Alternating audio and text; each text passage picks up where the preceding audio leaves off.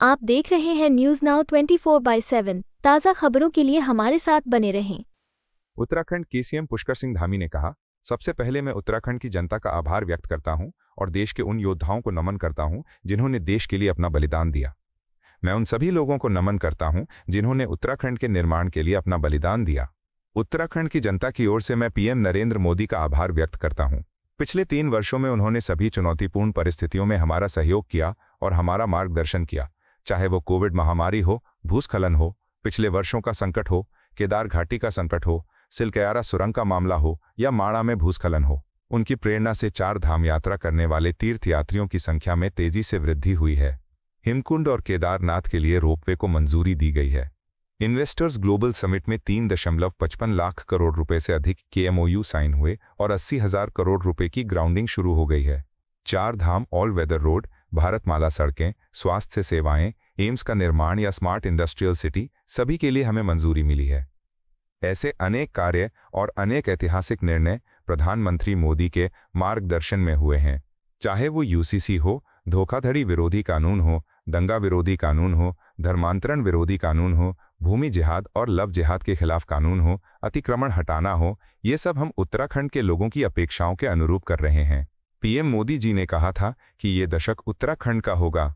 हमें मिलकर इसे उत्तराखंड का दशक बनाना है। हमने कई चुनौतियों को पार किया है और हमें कई और का सामना करना है। हमें उत्तराखंड को भारत का सर्वश्रेष्ठ राज्य बनाना है। मैं सबसे पहले उत्तराखंड की देवतुल्य जनता का आभार व्यक्त करता हूं, उनको नमन करता हूं। अपने देश के लिए बलिदान होने वाले देश के योद्धाओं को, देश के रक्षकों को नमन करता हूं। उत्तराखंड राज्य को बनाने में जिन्होंने अपना बलिदान दिया, ऐसे बलिदानियों को, आंदोलनकारियों को नमन करता हूं।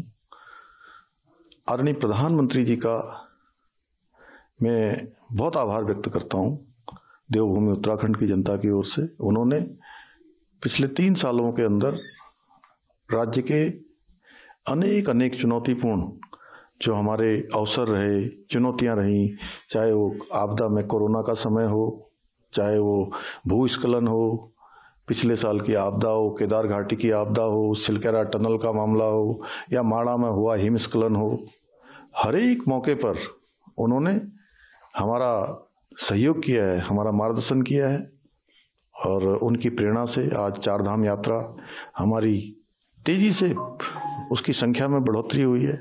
हेमकुंड और केदारनाथ के लिए रोपवे की स्वीकृति हुई है। इन्वेस्टर ग्लोबल समिट में उनके मार्गदर्शन में 3,55,000 करोड़ से अधिक के एमओयू हुए, जिसमें 80,000 करोड़ की ग्राउंडिंग शुरू हो गई। 4 धाम ऑल वेदर रोडें हों, भारतमाला की सड़कें हों, हमारी आज स्वास्थ्य सेवाएं हों, एम्स का निर्माण हो या स्मार्ट इंडस्ट्रियल सिटी हो, सभी की स्वीकृति हमको मिली है।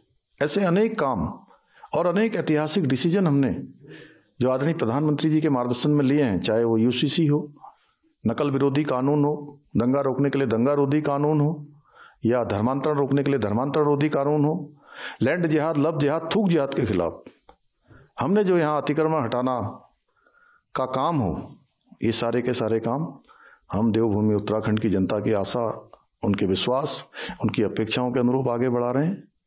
आदरणीय प्रधानमंत्री जी ने जो उनके मुख से निकले हुए शब्द, जो बाबा केदार के धाम में निकले, ये दशक उत्तराखंड का दशक होगा। हम सबको मिलकर ये दशक उत्तराखंड का दशक बनाना है।